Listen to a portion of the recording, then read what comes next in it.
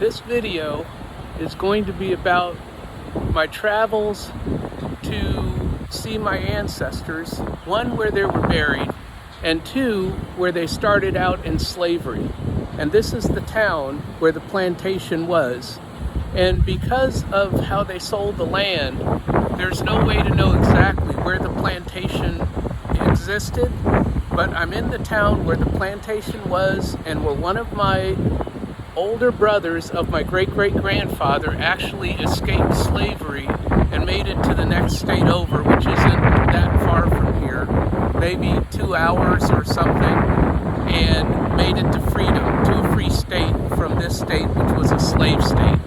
And the other part to this whole story is this is exactly where the Civil War began between this state and the next state over that was a free state, and this was a slave state.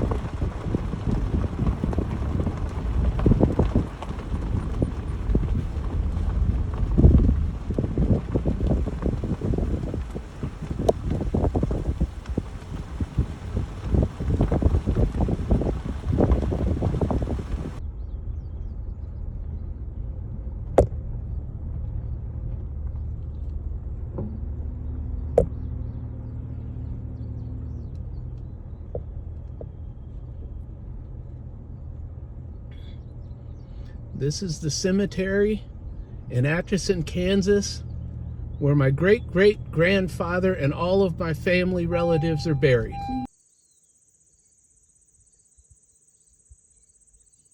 This is the land that the Bratton family used to own, and it was all sold off.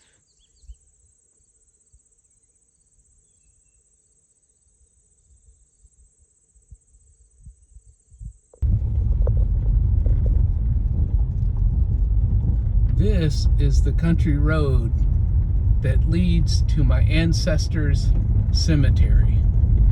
And this is just miles and miles of a gravel road and cornfields and crops. My family is buried in the country in Pardee, Kansas.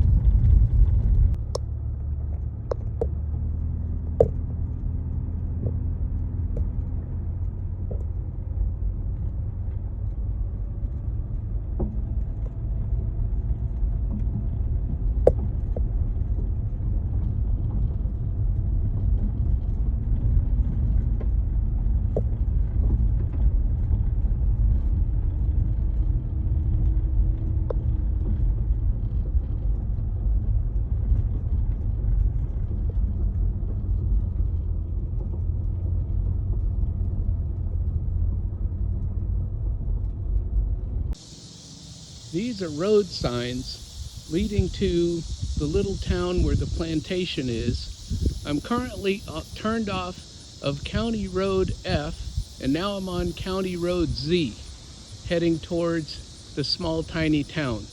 That's how far out in the country we are. The roads only have letters for names. I have made it to the town where the plantation was, and where my great-great-grandfather was born into slavery. And one of his older brothers escaped slavery from this plantation as the daughter of the slave owner gave my great-great-grandfather's older brother a mule and 75 cents, and he walked his way across the line to freedom in the next state over, which was a free state. I'm walking through the cemetery in Paradise, and quite likely the slave owner's family is buried here. I only have a few minutes here, so I'm going to try and find their names. I know the name of the family, so I'm just going to try and see if any of them are buried here. And if not, I have the phone number of a caretaker for this cemetery, which has history of the folks that are buried here, and I'll see if I can't find more history on the slave owner's family. And the slave owner was not a huge slave owner. They only had 8 to 10 slaves, of which my family were in that 8 to 10. They just aren't named on any of the manifests. This is a signpost that says how far it is to different parts of America.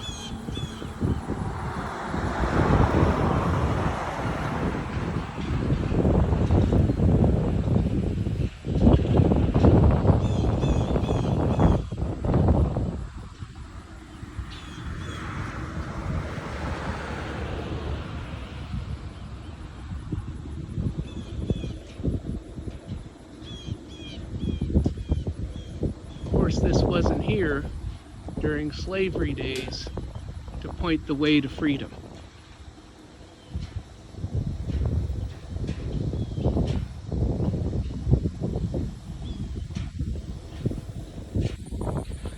So you might be wondering why I do this, and part of this is my financial freedom, and this is how I'm connecting this to fire. I have the financial freedom to travel the country and to see things and trace my own history because I'm financially free and my time is my own. And so while this has been an emotional trip for me, meeting cousins, learning about my family history, and ultimately deciding to be buried at the same cemetery where my great-great-grandfather and his family are buried. He had a daughter that died at 2 years old.